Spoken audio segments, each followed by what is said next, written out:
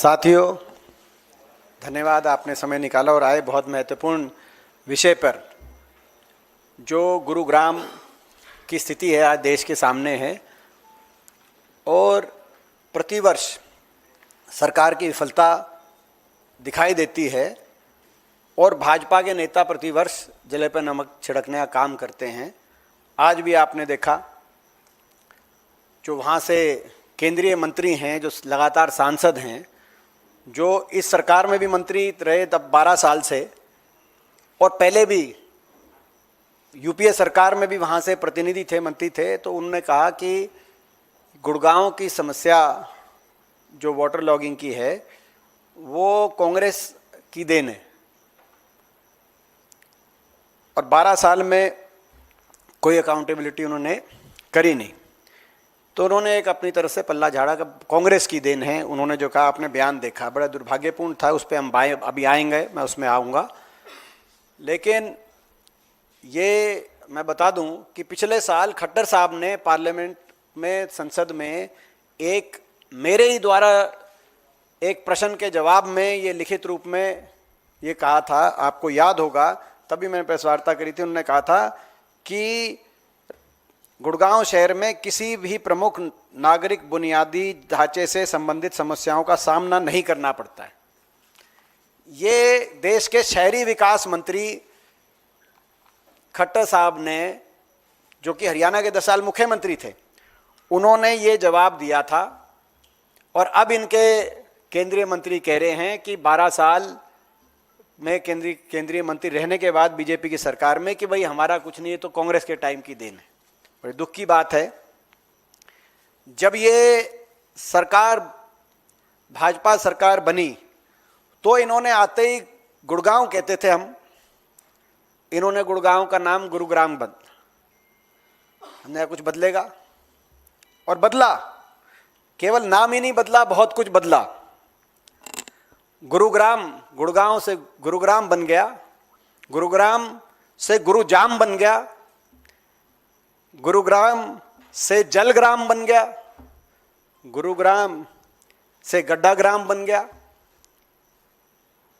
जो यूपीए के समय, हमारी सरकार के समय मिलेनियम सिटी के रूप में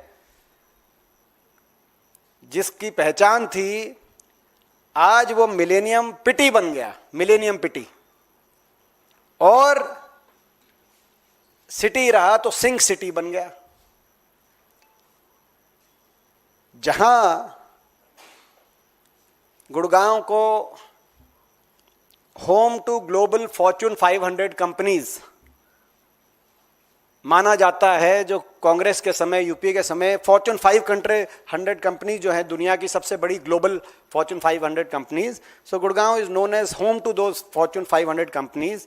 तो आज गुड़गांव जो कि होम टू फॉर्च्यून 500 कंपनीज था, वो वर्क फ्रॉम होम सिटी बन गया। तो बदला है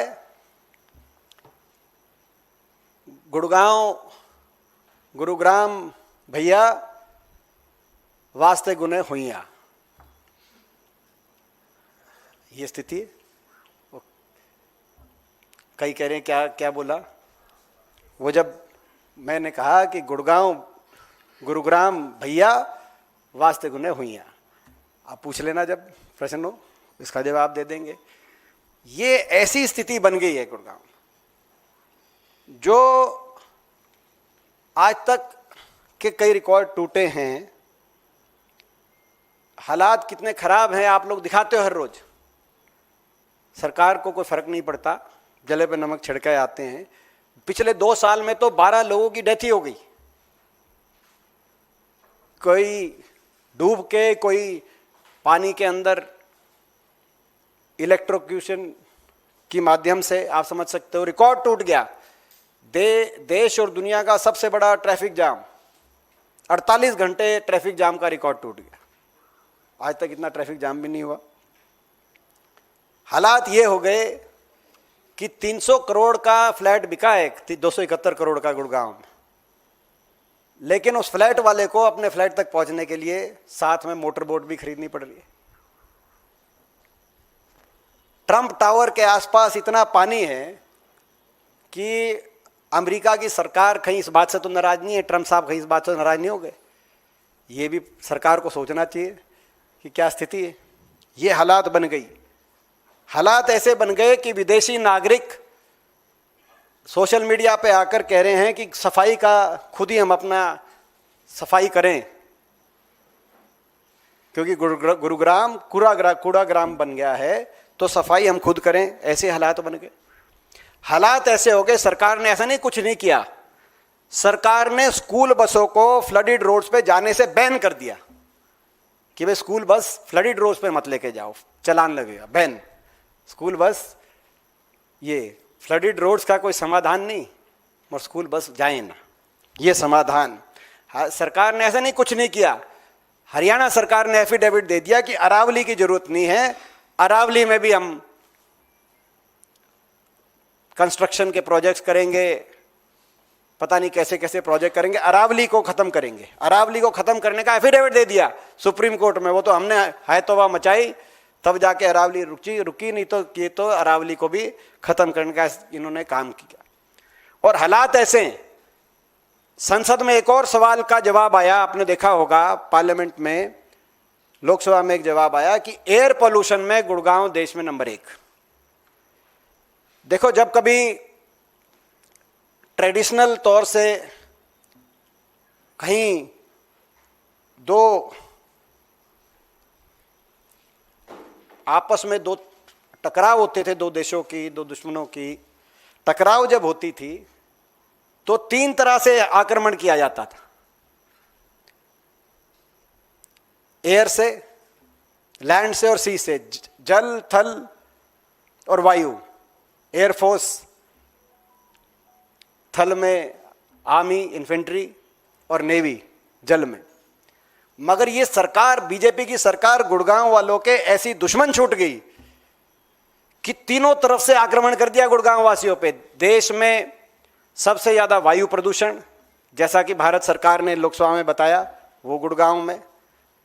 जल भराव और दूषित पानी की सप्लाई, वो गुड़गांव में।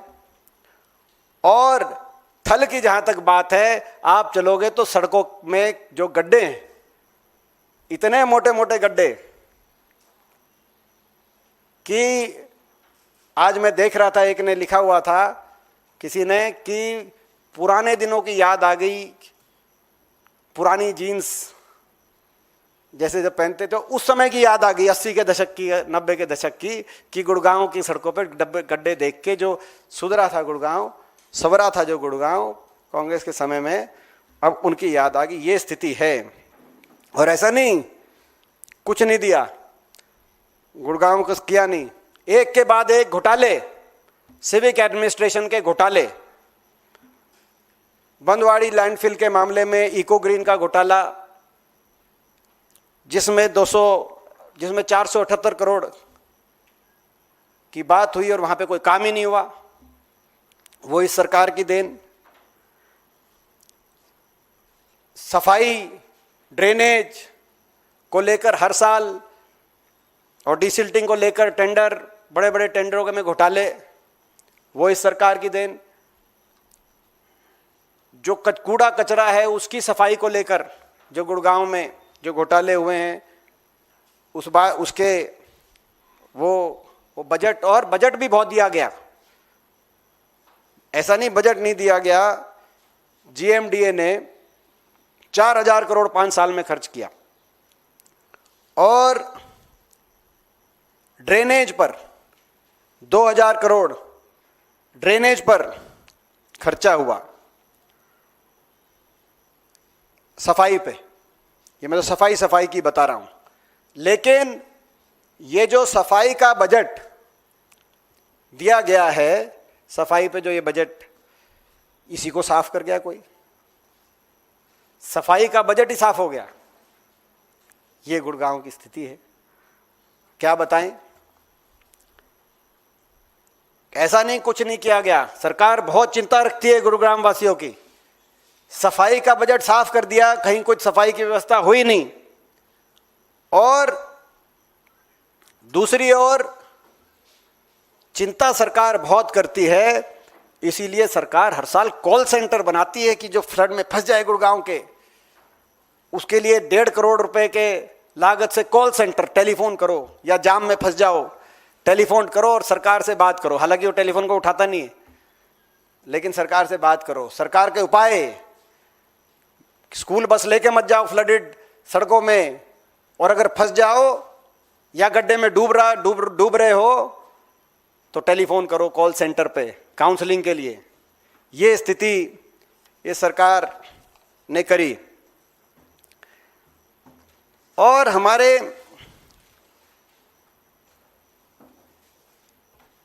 नेताओं, भाजपा के नेताओं का क्या इसमें रुख है, क्या इसमें रुख रहा है, वो आपके सामने है कि बीजेपी के नेताओं ने जब इतनी व्यथा हुई तो इनका क्या रिएक्शन है वो भी मैं बताना चाहता हूं। आज केवल जख्म नहीं, गुड़गांव के आपके सामने मैं जख्म नहीं रखना चाहता, जख्मों के साथ किस तरह से उन जख्मों पे नमक छिड़का जाता है भाजपा के नेताओं द्वारा, वो भी आपसे मैं साझा करना चाहता हूं।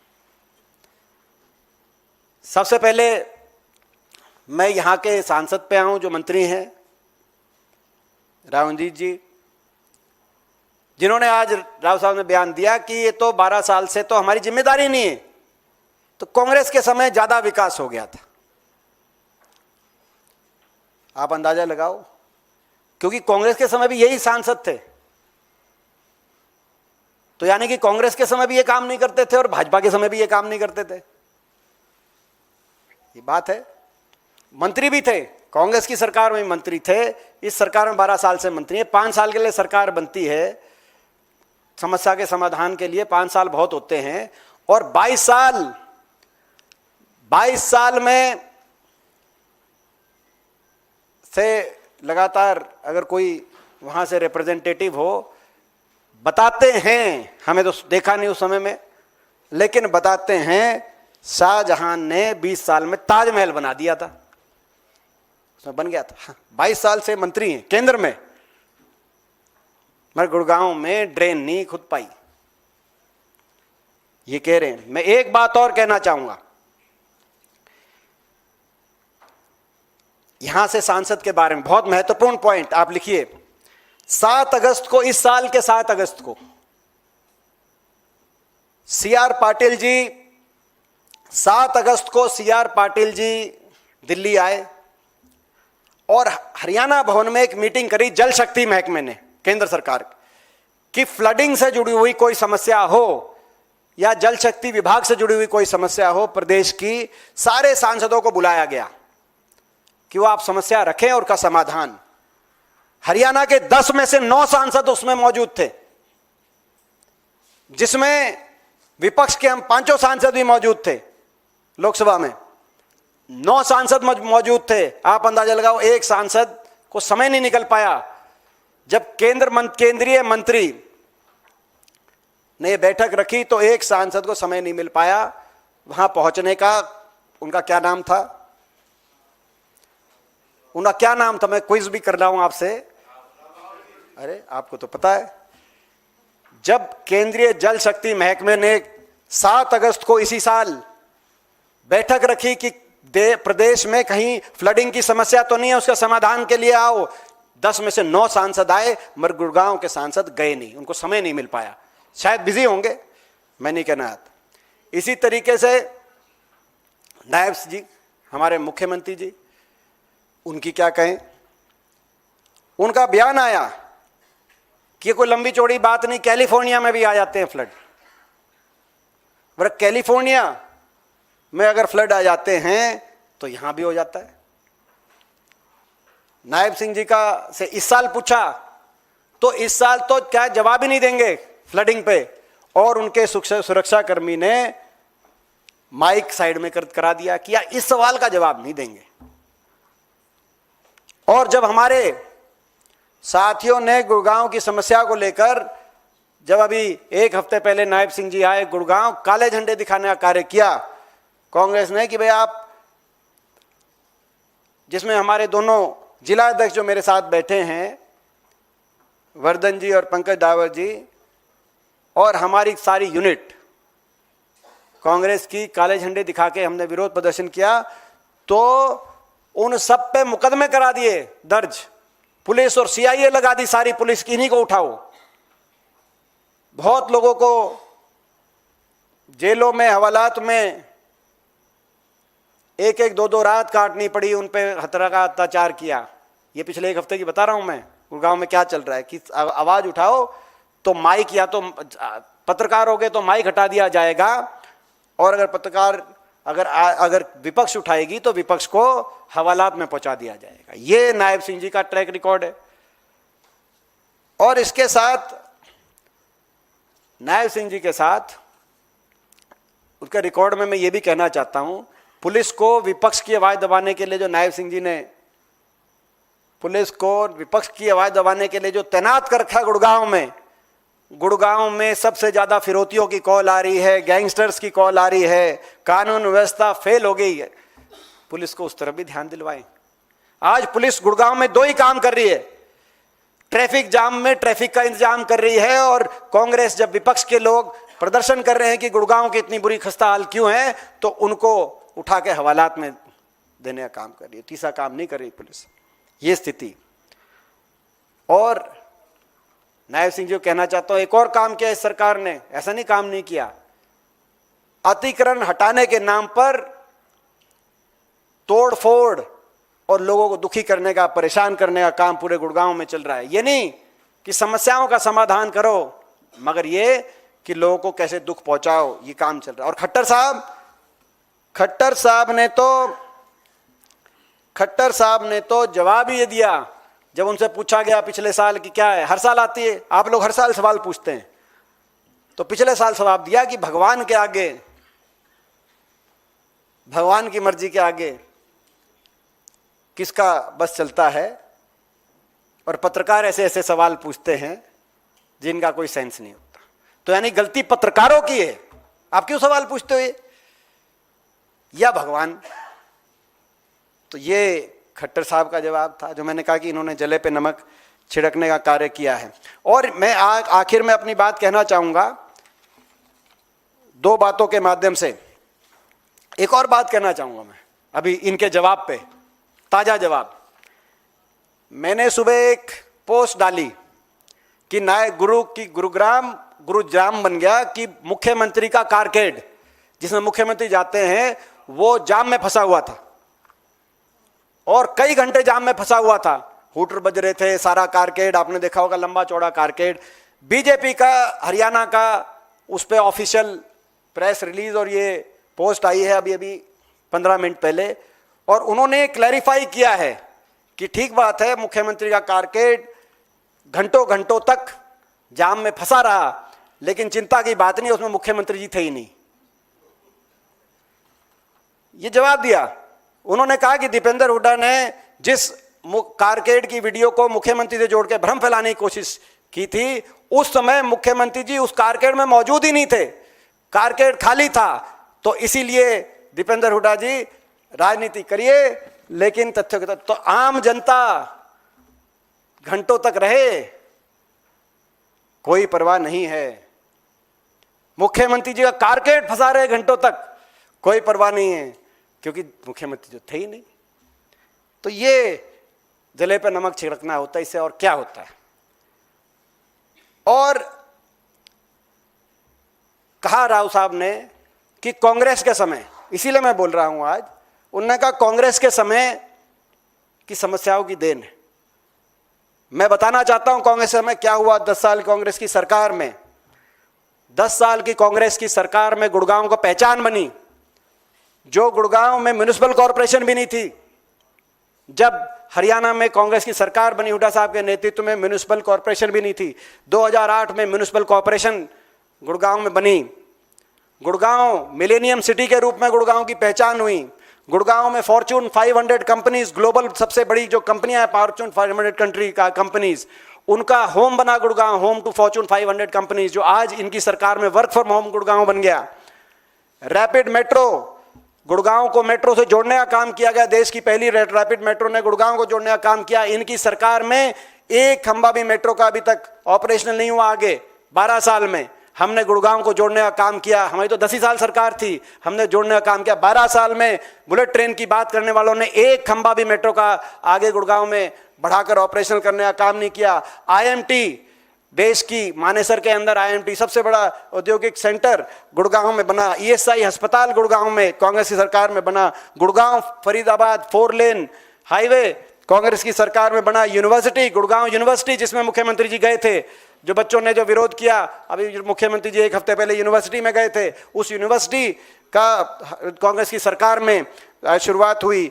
गुड़गांव कनाल, पानी की समस्या थी गुड़गांव में पीने की और बढ़ती हुई आबादी को लेकर, यमुना का पानी गुड़गांव कनाल बनाकर कांग्रेस की हुड्डा सरकार में पानी पहुंचाने का कार्य गुड़गांव में पीने का पानी का हुआ। वर्ल्ड क्लास अर्बनाइजेशन और मास्टर प्लान के माध्यम से, चाहे गोल्फ कोर्स रोड आप देखते हो, गोल्फ कोर्स रोड का विकास हुआ, जो आज भी बीजेपी वाले वीडियो डाल के कहते हैं कि देखो भारत की दुबई, उस बीजेपी वाला का उसमें केवल वीडियो रील बनाने का काम है, मगर किस समय हुआ वो आपको पता है कि कांग्रेस की सरकार में हुआ। द्वारका एक्सप्रेसवे, जिसको बीजेपी वाले बताते हैं द्वारका एक्सप्रेसवे का 63% काम कांग्रेस के समय पूरा हो गया। लैंड एक्विजिशन से लेकर सड़क बनने तक, जहां जहां एक्विजिशन की प्रॉब्लम थी बाद में पूरा हुआ। 63% काम हमारी सरकार में पूरा हो गया था।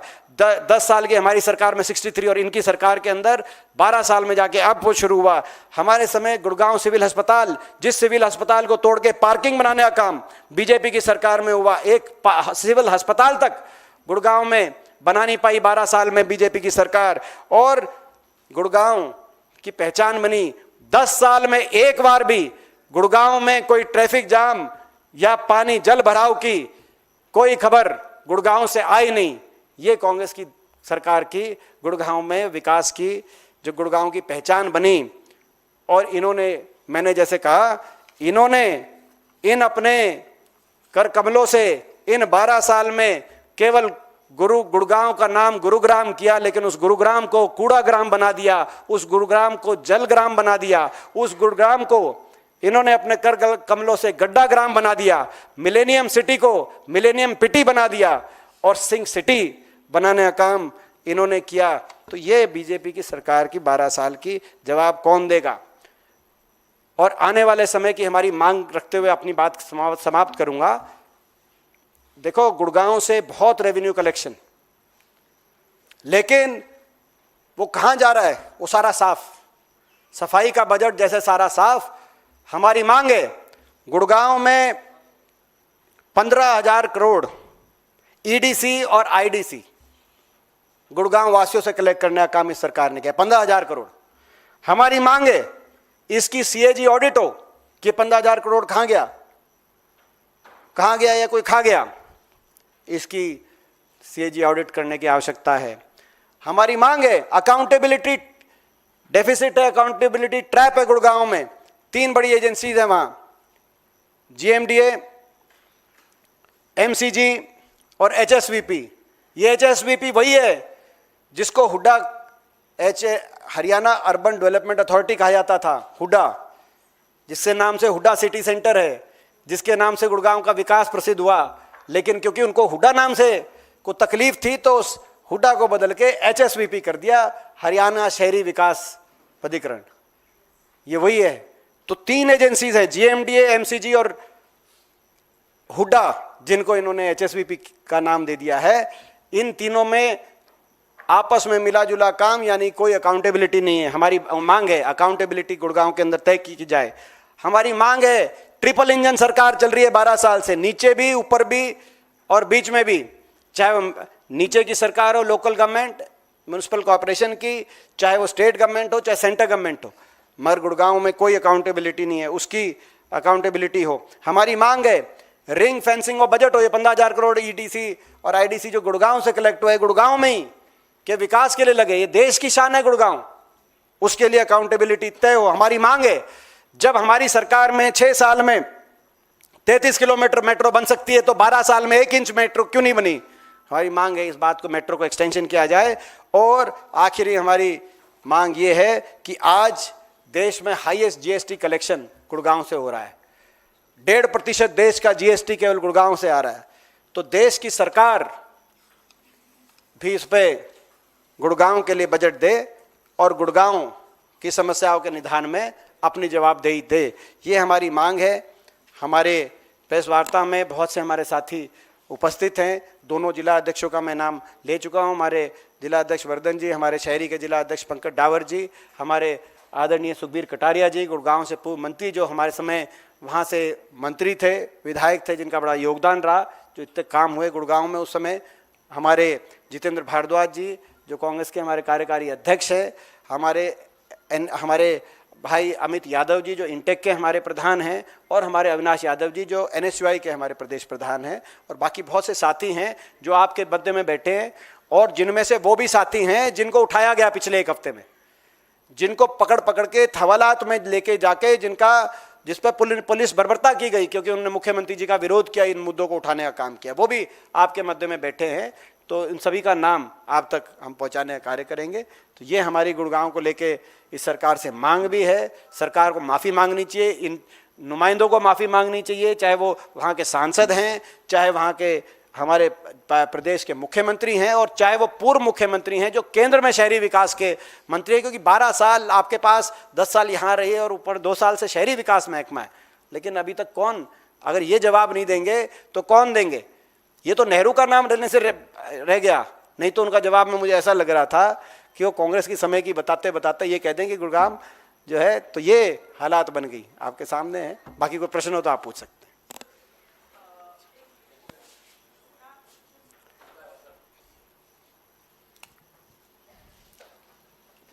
सर, यूँ तो आपने पूरी समस्या का एक्सरे कर दिया, बता दिया आपने बात, तो इसको आप, क्योंकि मुख्यमंत्री की तरफ से कोई अब तक बयान नहीं आ रहा है, लगती छोटी सी बात है, लेकिन एक ऐसी सिटी है जिसके ऊपर पूरा देश देखता है, यहाँ पूरा वर्ल्ड उसको देखता है, उस डिस्ट्रिक्ट को, तो वहाँ उसको आप कैसे आगे उठाएंगे? और दूसरा एक बड़ा प्रैक्टिकल आपसे सवाल है कि आप भी गुरुग्राम से गुजरते होंगे, तो क्या कुछ सालों से जब आप गुजरते हैं तो आपने टाइम एक्सटेंड किया है क्या वहाँ पे जाने के लिए, कि अब भी आप टाइम अपना सेट करके चलते हो, पहले एक्स्ट्रा लेके चलते हो? इसमें ये है कि चाहे आप हो चाहे हम हैं, टाइम तो सबने एक्सटेंड कर ही लिया।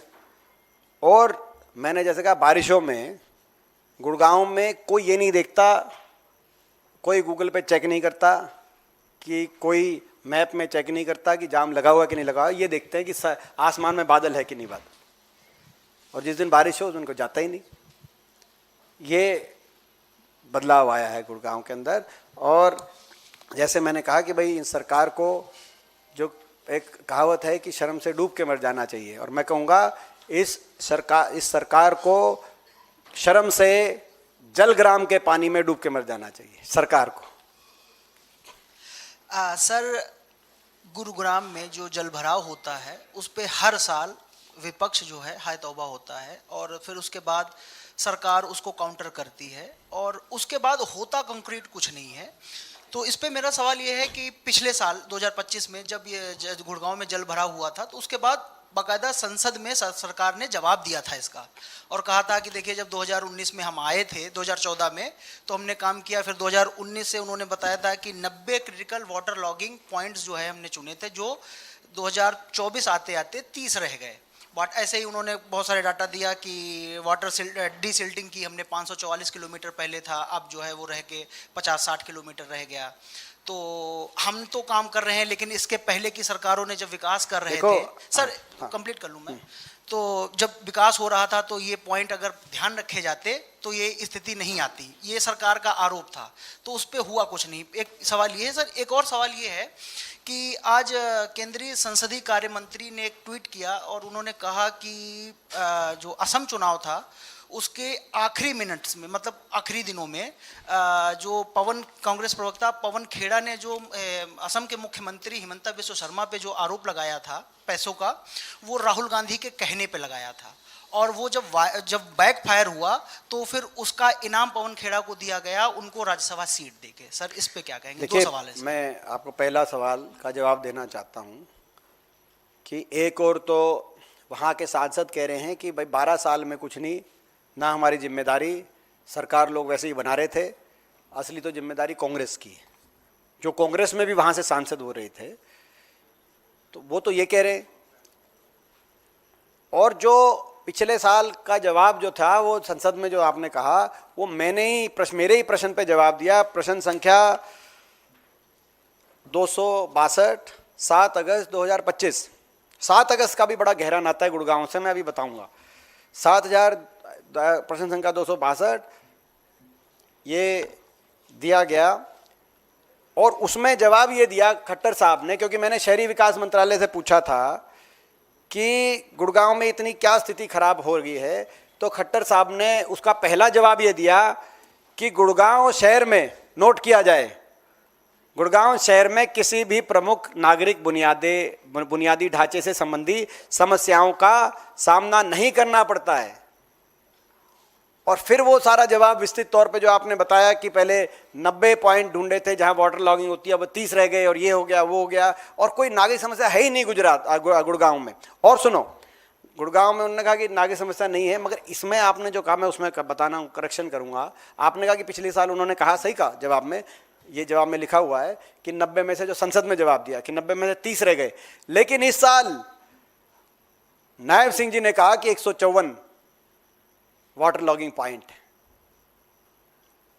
अब वो रातों रात, इनका आपस का कोऑर्डिनेशन नहीं है, तो 3 एजेंसीज का कोऑर्डिनेशन भी कराइए, इनका आपस का कोऑर्डिनेशन भी कराइए। खट्टर साहब कह रहे कोई समस्या है ही नहीं, राव साहब कह रहे समस्या जो है वो कांग्रेसी समय की है, उनके जवाब में आ रहा है 90 में से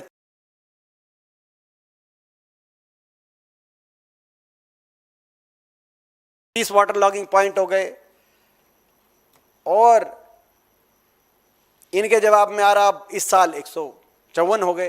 तो आपस का कोऑर्डिनेशन गुड़गांव की 3 एजेंसीज में भी कराई।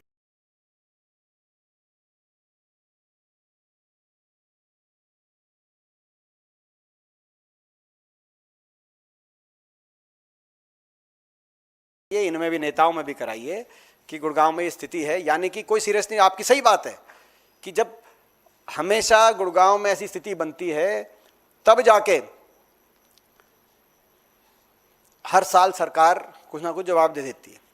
हम पूरे साल गुड़गांव की समस्या के लिए विपक्ष सड़क पे रहती है, लेकिन जवाब में मैं संशोधन करना चाहूँगा। और पहली बार गुड़गांव में स्थिति 2016 में बनी, जाम की और फ्लडिंग की, ये भी बताना चाहूँगा। 14 तक एक बार भी नहीं हुआ, 15 में भी नहीं हुआ, क्योंकि उसी सरकार के, मगर जब इन्होंने प्लान डेवलपमेंट का रास्ता छोड़ ही दिया, उसके बाद सबसे पहले वो जो जाम लगा था, जो 48 घंटे, वो 2016 में लगा था, और वहाँ से फिर हर साल ये स्थिति को काबू नहीं। और मैं एक और मांग करना चाहता हूँ, एक महत्वपूर्ण मांग, कि कॉमनवेल्थ खेल 2030 भारत को मेजबानी का सुनहरा अवसर, हजारों करोड़ का निवेश, मगर वो निवेश अहमदाबाद में, क्योंकि अहमदाबाद होस्ट करेगा, और 2036 के गेम्स भी अहमदाबाद में, जबकि देश में सबसे ज्यादा मेडल लाने वाला प्रदेश हरियाणा, जिस हरियाणा के अंदर 50% से ज्यादा एशियाई ओलंपिक और कॉमनवेल्थ के मेडलिस्ट जहां जिस प्रदेश से आते हैं, जब इंफ्रास्ट्रक्चर को विकसित करने के लिए ये लाखों करोड़ का निवेश होगा, तो उस हरियाणा में जहां सबसे ज्यादा खिलाड़ी आते हैं, और उस हरियाणा में जहां गुड़गांव में 1.5% देश का जीएसटी सबसे ज्यादा हाईएस्ट कलेक्शन होता है, हरियाणा को उसका मेजबान बनाया जाए और गुड़गांव को भी मेजबान सिटी के रूप में शामिल किया जाए। ये हम मांग करना चाहते हैं, क्योंकि गुड़गांव का इंफ्रास्ट्रक्चर इंप्रूव होगा तो पूरी दुनिया के अंदर आप शोकेस कर पाओगे। क्या मेरिट है कि अहमदाबाद में गेम्स करा रहे हैं, गुड़गांव को, हरियाणा को मेजबान सिटी बनाया जाए, अब हरियाणा को मेजबान प्रदेश बनाया जाए, और गुड़गांव को उस मेजबान प्रदेश में एक सिटी के रूप में गुड़गांव में भी कराए जाएं, और हरियाणा की अन्य सिटीज को भी शामिल किया जाए उन खेलों के लिए, ताकि हरियाणा में और पूरे एनसीआर क्षेत्र के अंदर विकास भी हो सके, और खेलों का ढांचा जो तैयार किया जाए, आने वाले समय में हमारे खिलाड़ी उनका सदुपयोग करके भारत के लिए और ज्यादा मेडल लेके आ पाए। दूसरा सवाल जो था वो किरेन रिजिजू का जो आरोप था, उस पे देखो, अब उन्होंने कुछ ना कुछ तो कहना ही है, कुछ ना कुछ तो बीजेपी कहेगी, लेकिन मैं समझता हूं कि ये जो इस तरह की बात कर रहे हैं, अपनी झेप मिटाने का काम कर रहे हैं। वो जो प्रश्न उठाए गए थे, और जिस तरीके से लगातार पवन खेड़ा जी हमारी पार्टी के वरिष्ठ नेता हैं, और उनकी अपनी एक पहचान है पूरे देश में, और जिस मुखर रूप से वो देश की सरकार और भाजपा को हमेशा कटघरे में लाने का काम करते हैं, हमें प्रश्न पूछने का काम करते हैं, मैं समझता हूँ कांग्रेस पार्टी और विपक्ष के लिए वो एक बहुत महत्वपूर्ण आवाज़ है। और इस बात से उनको कहीं ना कहीं जो किरण रिजिजू जी हैं उनको हो सकता है ये बात खरती होगी, इसीलिए उन्होंने ऐसा कहा होगा। दो सवाल हैं मेरे। मैं तेजपाल सिंह। पहला सवाल तो ये है कि कॉमनवेल्थ गेम्स को आप कह रहे हैं कि हरियाणा में होने चाहिए, क्योंकि वहाँ हरियाणा में मेडल्स और खिलाड़ी सबसे ज़्यादा हैं, तो क्या है हरियाणा और गुजरात में हो रहे हैं जो, जबकि गुजरात मेरे ख्याल से लास्ट में आता होगा, या जहाँ तक है पहले भी हरियाणा ही आता है, वो लास्ट में आता होगा। तो क्या ये हरियाणा के लोगों के साथ साथ पूरे देश के लोगों के साथ भी नाइंसाफ़ी है कि जिस प्रदेश को मिलना चाहिए वो सम्मान वो नहीं मिल रहा है? दूसरा सवाल, अभी संसद से लेकर के गुड़गांव तक पूरे शहर में पानी भरा हुआ है, संसद में भी पानी भरा हुआ है, हम पहली बार देख रहे हैं। तो कुछ ट्वीट्स हैं और जो सोशल मीडिया में वायरल हो रहे हैं, उनका है कि जो सांसद है राव इंद्रजीत सिंह, उनकी 2009 में जो इनकम थी, वो जो उन्होंने अपने एफिडेविट में दिया, वो 6 करोड़ थी और वो 121 करोड़ हो गई है। तो सवाल जनता के बन रहा है कि इतनी रफ्तार के साथ गुड़गांव का विकास नहीं हुआ, उससे ज़्यादा अकेले सांसद की संपत्ति बढ़ गई है। देखिए आज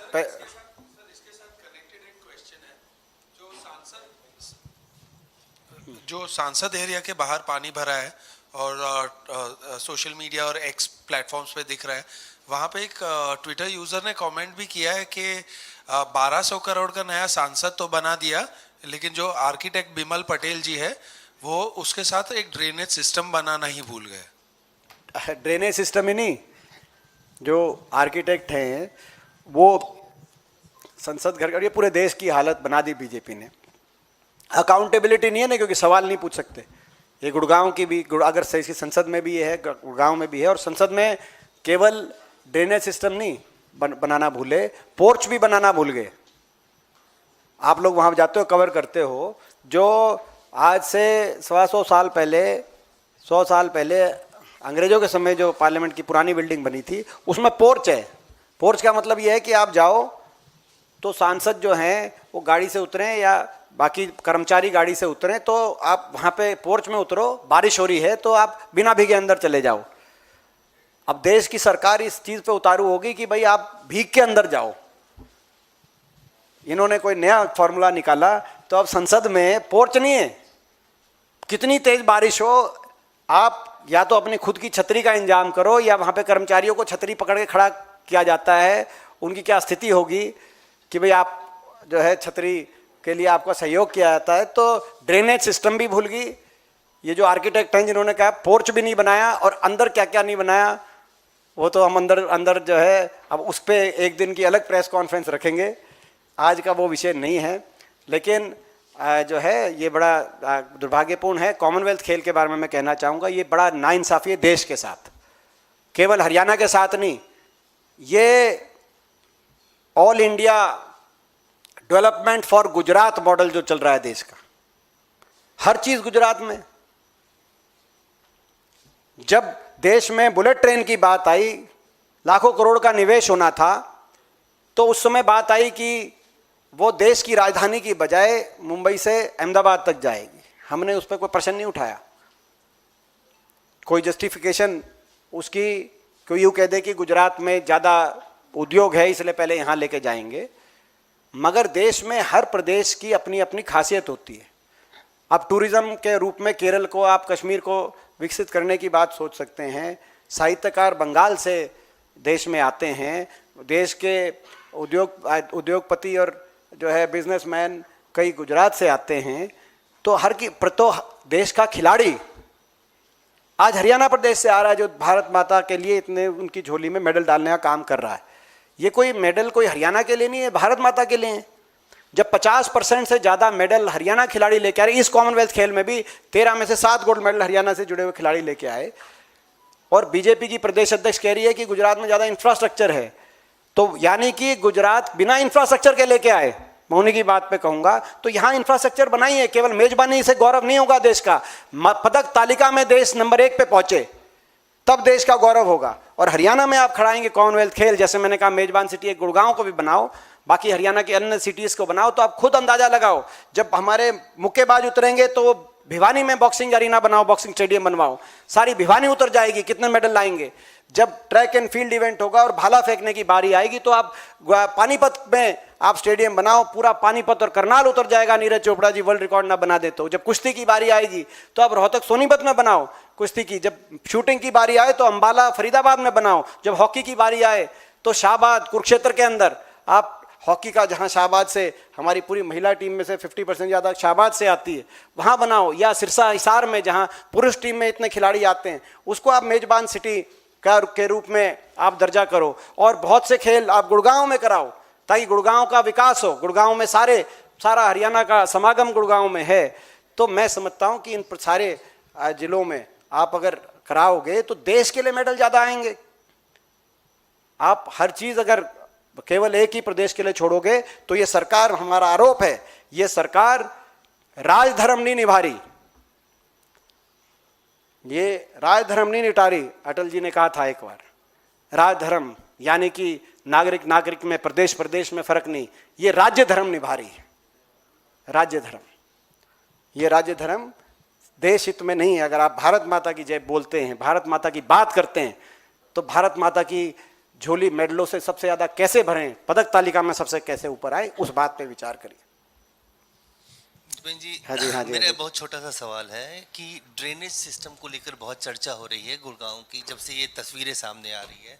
जो वर्तमान सांसद हैं, जो मंत्री भी हैं और पिछले 22 साल से सांसद हैं, उनका एक बयान मैंने देखा कहीं कि पहले गुड़गांव में एक ड्रेनेज सिस्टम हुआ करता था जिसमें अरावली की सारी पानी निकलता था वो जमुना तक पहुंचता था, और फिर कालांतर में उसके ऊपर दिल्ली में पूरा डेवलपमेंट कर दिया गया, उस ड्रेनेज सिस्टम को बंद कर दिया गया। फिर हुड्डा साहब पूर्व मुख्यमंत्री, उनका बयान देखा मैंने, उसमें उन्होंने कहा कि जब गुड़गांव को प्लान किया गया था, शहर बसा, उसमें प्रॉपर ड्रेनेज सिस्टम की व्यवस्था की गई थी। तो फिर क्या वजह है कि ड्रेनेज सिस्टम को, क्या दिल्ली की गलती है कि उस ड्रेनेज सिस्टम को जो बनाया गया था उसको बंद कर दिया गया? और दोनों बयानों को मैंने आपके सामने रखा है, तो मेरा यही है कि स्पष्टीकरण आप दीजिए कि क्या वाकई में गुड़गांव के ड्रेनेज सिस्टम को ब्लॉक कर दिया गया है जो जमुना तक पानी लेके जाता था? देखिए, गुड़गांव का जो ड्रेनेज सिस्टम है मौजूदा जो सरकार के कार्यकाल में, उस ड्रेनेज जो मेन ड्रेन है, उस मेन ड्रेन में कई जगह अवैध अधिकरण और ब्लॉकेज की वजह से उसकी कैपेसिटी किसी पॉइंट पे बहुत कम होगी। एक ये भी कारण है। दूसरा, जो ड्रेन्स की जिस तरीके से मेंटेनेंस और डिसिल्टिंग होनी चाहिए, उस मेंटेनेंस और डिसिल्टिंग की तरफ सरकार काम नहीं। दूसरा, तीसरा, जो सफाई का बजट है, जैसे मैंने कहा, वो साफ कर दिया गया। हर साल कई आप खबर देखते हो गुड़गांव से छपती हैं अनेक अखबारों में कि इतने करोड़ अलॉट किए गए थे ड्रेनेज के सिस्टम के लिए या सीवरेज व्यवस्था के लिए इत्यादि, और वो सारे घोटाला हो गया, बिना कुछ काम किए, केवल दस्तखत करा के अफसरों ने काम कर दिया। तो कुल मिला के जो प्लान डेवलपमेंट होती है, जो हमारे समय की गई थी, कांग्रेस के समय गुड़गांव एक खूबसूरत शहर के रूप में गुड़गांव की पहचान हुई थी। इसीलिए दुनिया की सारी फॉर्चून 500 कंपनीज गुड़गांव में जो हमारे समय आई, इनके समय कोई नहीं आई, वो बिना R&D के नहीं आई। उन्होंने सब कुछ देखकर, समझ के कि गुड़गांव में इतना प्लान डेवलपमेंट है, तभी वो वहाँ पे आए। वो तो कहीं भी जा सकते थे, पूरी दुनिया में कहीं जा सकते थे। लेकिन अब जो है पिछले 12 साल में वो जो काम चल रहे थे वो तो शायद धीरे धीरे कहीं पूरे हुए हैं। नया कोई काम जो नई डेवलपमेंट है, इलीगल कॉलोनीज, वो किस तरीके से गुड़गांव के अंदर जो है सारी चीज़ों का ये काम हो, उसमें भी मैंने पहले कहा है कि पूरे प्रदेश में हमारे ये चल रहा है कि लोग तो कष्ट का जीवन काट रहे हैं और बीजेपी के नेता इलीगल कॉलोनियाँ काट रहे हैं। ये पूरे प्रदेश में खेल चल रहा है। और गुड़गांव का इन्हीं जो, नहीं तो आप खुद सोचो कि आज तो जवाब तो खट्टर साहब को देना चाहिए, सबसे पहले 10 साल मुख्यमंत्री थे और अब शहरी विकास मंत्री हैं, उनसे कोई जवाब नहीं। जवाब राव इंद्रजीत जी को देना चाहिए, जिनको, और वो कहाँ हैं लोग, कहाँ हैं ये लोग? गुड़गांव के लोग इतने दुखी हैं, ये कहाँ कई लोगों से जाके खड़े हो रहे हैं? गुड़गांव के सांसद, प्रदेश के मुख्यमंत्री, पूर्व मुख्यमंत्री, कहीं देखो, कहीं आपको दिखे हूं? दीपेंद्र जी, आपने गुरुग्राम के बारे में विस्तार से सारी बात बताई, लेकिन सबसे बड़ी जिम्मेदारी किसकी है? आपने मनोहर लाल खट्टर का भी नाम लिया, हरियाणा के मुख्यमंत्री की बात भी कही कि उनका कैवलकेट भी फंस गया था गुरुग्राम के जाम में, और वहाँ के सांसद के बारे में भी बताया किस तरीके से गैर जिम्मेदाराना बयान उन्होंने दिया। सबसे बड़ी जिम्मेदारी गुरुग्राम के इस हालात के लिए किसको आप मानते हैं? देखो, गुड़गांव के लिए सबसे ज़्यादा मैं बीजेपी को मानता हूँ, क्योंकि बीजेपी ने ऐसा नहीं कि गुड़गांव में कुछ नहीं किया। मैं पहले एक स्पष्ट कर दूं, क्योंकि मेरे को यूं कहेंगे कि बीजेपी ने 12 साल में, इन्होंने गलत बोल दिया, गुड़गांव में हमने बहुत कुछ किया। बीजेपी ने इन 12 साल में गुड़गांव में 5 स्टार होटल से भी आलिशाना गुरु कमल के रूप में अपना कार्यालय विकसित किया। हम बधाई देते हैं। दुनिया की सबसे अमीर पार्टी, इतने बड़े बड़े दफ्तर, लेकिन एक अस्पताल गुड़गांव का नहीं बना पाई जो पार्टी 12 साल में। नया स्कूल नहीं बना पाई गुड़गांव में जो 12 साल में। मेट्रो का 1 इंच भी आगे नहीं बढ़ा पाई जो पार्टी 12 साल में अपनी सरकार में।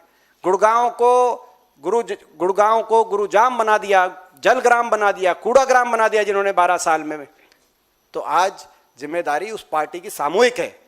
इसमें खट्टर साहब की भी जिम्मेदारी है, इसमें राव इंद्रजीत जी की भी जिम्मेदारी है, और इसमें नायब सिंह जी की भी जिम्मेदारी है। तीनों को जवाब देना होगा, बीजेपी को जवाब देना होगा। और जब तक वो जवाब नहीं देंगे, हम सड़कों पे आके लड़ाई लड़ेंगे।